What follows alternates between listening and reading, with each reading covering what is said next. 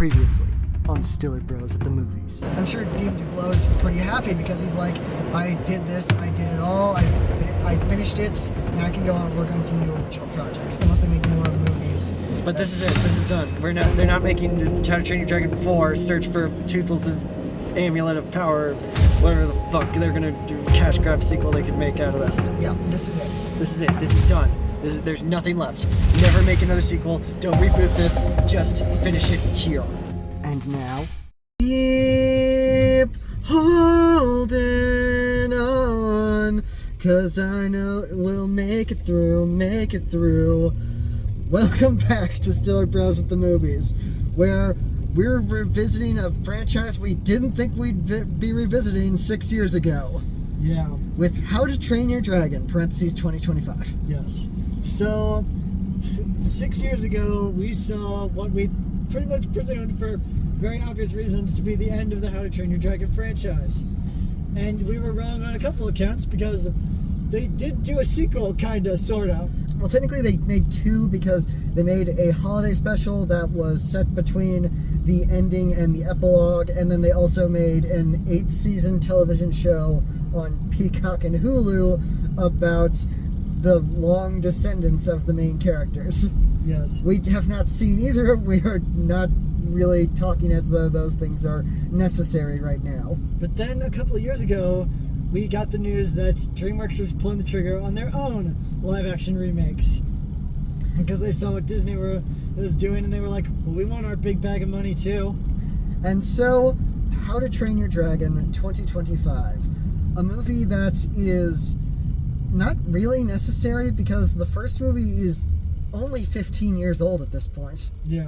So it's kind of weird that if they were going to make any of their movies again, they were going to choose this one. And not only that, but How to Train Your Dragon is one of the best DreamWorks movies. We said it a bunch of times in that last review we made about How to Train Your Dragon 3. It's one of the best movies that DreamWorks has ever made. One of the best trilogies that DreamWorks has ever made. One of the best trilogies in cinema, because it plateaus immediately into greatness, and it never goes below that quality. And it just keeps begging the question that Disney has been making us ask, and now DreamWorks is making us ask with this. If you're going to do live-action remakes, why are you starting with the masterpieces? Why not start with the movies that everybody feels were decent, but could probably use another go-through just to iron out all the problems? Like, there's nothing that stopped Disney from making a remake of Treasure Planet or Atlantis the Lost Empire. And there's certainly nothing that's stopping DreamWorks from deciding, oh, John M. Chu, make us Prince of Egypt, or Lord Miller, let's have you make The Road to El Dorado. But instead, we have How to Train Your Dragon, a near-perfect movie that's getting remade in live action. And most people could wonder why this one would be first. And the cynical and probably correct answer is DreamWorks just spent a lot of money on their third gate for Universal Studios in Orlando. And one of the major lands and things that they're advertising that third gate on is How to Train Your Dragon Land. So obviously they needed to kind of revive the franchise, reinvigorate interest in it, but you know, I love this franchise, so I'm very excited to go back to it. And there's one reason why I'm less apprehensive for this particular live-action remake than previous live-action remakes, and that's mainly because of who they got to direct it. Dean DeBlow, the original director of the three How to Train Your Dragons movies, is returning to make his feature live-action debut. And yes, if you look up Dean DeBlow, he does indeed look exactly like what you pictured in your head when you thought director of How to Train Your Dragon. Yeah, but I'm excited for this because honestly, looking at the sequels to How to Train Your Dragon, which he wrote and directed all by himself, I think Dean DeBlow is such an underrated screenwriter. Yeah, there's some really decent dialogue in there, and the movies, they're fantastic. So, as a whole, when it comes to him and the story teams that helped build the world of How to Train Your Dragon, I have faith in it, especially since if anyone's not going to suddenly make a sudden left turn off the rails to forgetting what the themes of the original movie are. It's the guy who co-wrote and co-directed the original. Yeah. It's especially because these How to Train Your Dragon movies are technically kids' movies, but they're not written that way. They're not written with like fart jokes and gross out humor, and just the lack of potty humor in these movies always is one of the things that grabs my attention with these.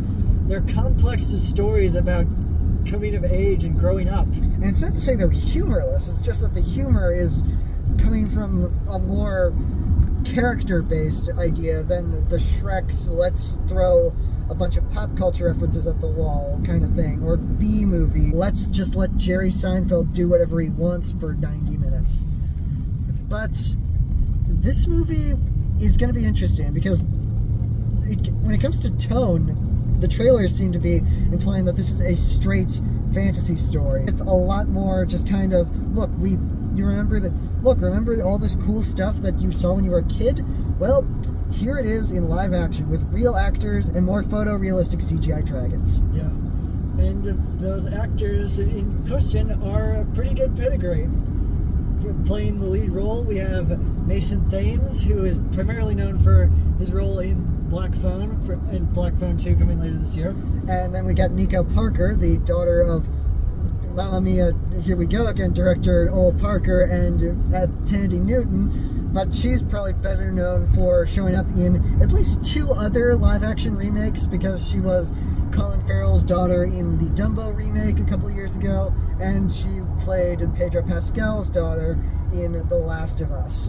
And then we have Gerard Butler returning to his role of Stoic the Vast, which I can't argue with that because I could not really imagine anybody else playing the part. It's just going to be interesting to see him in an actual big fake beard and not just, we need a Scottish person, get me Gerard Butler! We also have Nick Frost taking on the role of Gobber, which was originally played by Craig Ferguson. And then we've got a whole bunch of mostly unknowns. Yeah, Julia Dennison from Hunt for the Wilder People and Deadpool 2 is in there, but most of the others are either unknowns or people that you kind of recognize but don't really remember their names sometimes. Yeah. So it's a case of we've made this gigantic movie with like big practical looking sets and photorealistic CGI dragons, but there's also still the obvious question of why are we making this movie when the original still exists? Like, we understand from a business perspective why they're making this movie, but it's kind of hard to answer the question of why are we making this from an art perspective? Honestly, if Dean DePlo is involved, we can kind of make the assumption that he had something more he wanted to say with this movie. Yeah, and we'll see if that's worth it. A lot of people have been saying that this is actually a pretty good movie, so I hope that I'm going to walk away from it a lot happier than I was with Lilo and Stitch. I hope that they don't suddenly decide that they're going to make a sudden left turn and decide, oh, the ending of this movie is that Toothless gets decapitated and everybody lives happily ever after anyway. I hope that. Well, seeing as a sequel is already greenlit and has a release date and everything, I don't think they're going to do that. But anyway, yeah, we're going to go in, as usual, hope for the best, and I don't think there's going to be much to worry about because, like I said, this seems like a pretty over-the-plate thing when it comes to we got the original director. This isn't going to be a case of somebody misunderstanding the point. See you after the jump. So here's why I think that worked a lot better than Lilo and Stitch did. I think they really felt like the story that they are telling worked so much the first time because of the way that it was told. So it very much sticks to that. Yeah. By the way, if you're a fan of the books, I'm sorry, it's not way more accurate to the way that the original book was. Yeah. It's a whole thing. There's a whole thing to it, but the books that these are based on are so different. If you don't know how, check out Dominic Noble's video on it. But really the thing that got me was the fact that, yeah, it's the same, but it's the same. Yeah, it's the fact that I think that the thing that makes this look, if this has to exist, this is probably the best form it can exist in. Like, I was sitting in that theater, I was watching these lines that I know, I was watching these moments I know, seeing all these shots that look very familiar, and then John Powell's score jumps in, and it's like, yeah, I'm into this is it. Yeah, and not to knock Dean DeBlow for making this movie in any way, but you can almost feel the parts where he was writing the script and was like, we kind of nailed it the first time. Control C, Control V. Yeah, with the exception of a few moments where they added some stuff that, because this is a 2-hour movie adding on from a 90-minute movie. It adds little things here and there. There's a couple changes where I didn't like Hiccup and Toothless's first flight. He actually manages to catch the cheat sheet, which I feel is just like, it just adds an extra beat to him not needing it. And then there's a moment at the end that they're milking it a little more than they did in the animated version, which it's like, it works better in the animated version because it's like, it's immediate. Just because it is not like milking the moment for as long and to try to get that little bit of emotion out of you. But it's also a case of, okay, you understand the little nuances in this. Lilo and Stitch, whenever it would have to play the greatest hits of, this is a point from the movie that we feel like we need to make in some capacity while we're doing this, it felt like it was just rushing through because it's like, look, aliens are expensive. We need to put as little of these things in as possible because we need to spend all our money on the actual creature that's going to be in most of the movie. So we're going to speed run our way through this. But here, well, since most of the stuff is human actors on sets that I am shocked they convinced Universal to build. Yeah. The practical sets, I will say it forever, I love when they actually build stuff. I love practical sets, I love practical props, I love practical creature designs. And so to see, like, Gerard Butler actually walking through a mostly built village of Viking warriors, most of them outfitted in Viking outfits with, like, big weapons, it almost feels amazing that they convinced somebody to foot the bill for this. Yeah, and then of course the flying sequences, which is not hard to do because you're filming in Belfast, Ireland. It's hard not to make the Irish countryside look beautiful. And of course the acting, Gerard Butler kind of fits right back into Stoic the Vast. He very much is able to get the physicality as much as he was the voice. I don't know if he kind of got the cartoony energy that the original had, but that's just kind of the thing with everybody in this movie where they're not cartoons, and that's kind of the thing that differentiates this movie from the original. Yeah, there's moments where Nico Parker and Mason Thames are kind of imitating their characters from the movie in a way, but like at times you can definitely hear Mason Thames being like, okay, time to turn on my bear shell. And then Nico Parker, well, for all we know, she may have just been doing it because she needed somebody to imitate the American accent off of. But it's mostly the same. I don't want to act like this is a completely different movie. This is something that Dean DeBlow is like, I need to do something completely different with this if I'm going to justify doing it, because he very much was in the press, and he did get a lot of flack for this from a few people going around being like, look, we did this already, but I kind of want to do this slightly differently because I know we kind of nailed it the first time. Yeah, it's a thing of, you nailed it the first time, you're redoing it, but I kind of like where you went with it. I'm not saying this is better than the animated movie because the animated movie was like a masterpiece, but really, I'm finding it hard to say which I like the idea of better. Yeah, the thing about this is it feels almost like a 90s fantasy movie, but also different. It doesn't feels like something that came out in the early mid-2000s during the Lord of the Rings boom. But way more toned for children. Like, this is not Aragon, this is not like one of those many ripoffs of Dragonheart, this is not one of the hundreds of young adult novels that got bought up and adapted in the wake of Harry Potter and Lord of the Rings, but this does definitely have some kind of feel to it. And you know what? I'm going to borrow criticism from the last How to Train Your Dragon movie we did. This should have been the Aragon movie. Yeah, the Aragon movie. The thing about the Aragon movie, the oft-forgotten adaptation of the YA book from the early to mid-aughts, is that it kind of just felt like we need to cash in, we need to do what Lord of the Rings did. But here, it feels like they are just like, look, here's the story, here's what the characters need to look like, here's everything else. Let's just do that. And that's just kind of the thing. And I know that at one point they said they were going to make an Aragon TV show for Disney Plus, but we haven't heard anything about that in like 5 years now.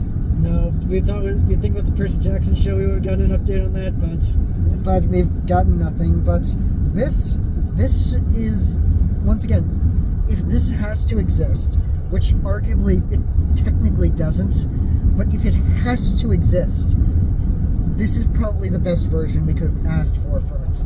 yeah. And I'm sure that's the main reason why Dean DeBlois was like, look, if you're going to make this movie, I want in. Because if there's anyone who is going to do any kind of justice to it, it's the guy who already made it, already knows what's going on. It's the guy who poured his heart and his soul into it for over a decade. And it remembers the heart.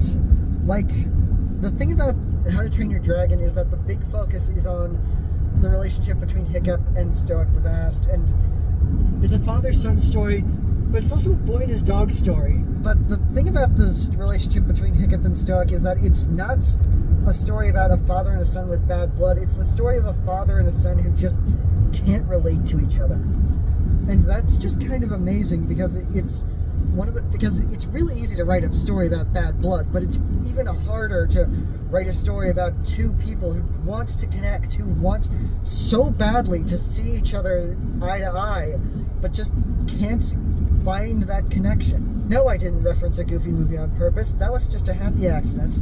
It's a thing of it's not the kind of father-son relationship you typically see in an animated movie, and then you add in this boy and his dog sort of subplot where he finds this creature in the woods and connects with that. And it's just kind of this wonderful little adventure movie with these characters and this fantastical, almost steampunkish Viking setting. And you know, I don't know what the second movie is going to bring us. Maybe they'll actually decide, okay, we basically remade the first one. Let's go back in and see if maybe we can make the second one way different so that it's actually worth remaking. But for right now, once again, this is probably just the best way that they could have done this. Yeah. I don't have near as many qualms with this as I do Lilo and Stitch, because Lilo and Stitch was like, okay, if we're going to do this, we should probably put our own spin on it, but then they put their spin in kind of the wrong ways and ended up kind of making a mess. Here, they were like, if we're going to do this, well, we've got the roadmap. Let's just follow it. Yeah. And there's arguments to be made in both directions of put your own spin on it, follow the roadmap. But I think that this is one where they followed the roadmap, but they didn't forget to put actual effort and heart into it. Yeah. It doesn't feel like they're going through the motions. It doesn't feel like they just made this movie to make this movie, even though they did just make this movie to advertise an entire theme park land. It's still a lot of money to be spent on making an advertisement to a theme park land. Yeah, and I'm honestly interested to see what they're going to do with the sequel, because, again, the sequel was greenlit like months ago. They announced that the sequel was greenlit. We have a release date. They're working on getting it up and running right now. They're probably going to start shooting it next year. But yeah, also there's a post-credit scene. You don't have to see it. Don't worry about it. It's just a shot from earlier in the movie again. But that's it. How to Train Your Dragon 2025. That's how you do it. Yeah. If you have to do it, that's how you do it. Even if it feels like it's unnecessary, there's a middle ground between whether or not you just make a shot-for-shot remake or if you just do stuff like this, but I think that this worked. Yep. So that's it for right now. Be sure to like this video, subscribe to this channel, leave in the comments what you may or may not have thought of How to Train Your Dragon 2025, or even just the How to Train Your Dragon trilogy. And don't forget to tune in next time when, hi Dad, I'm a bargaining chip. Bye.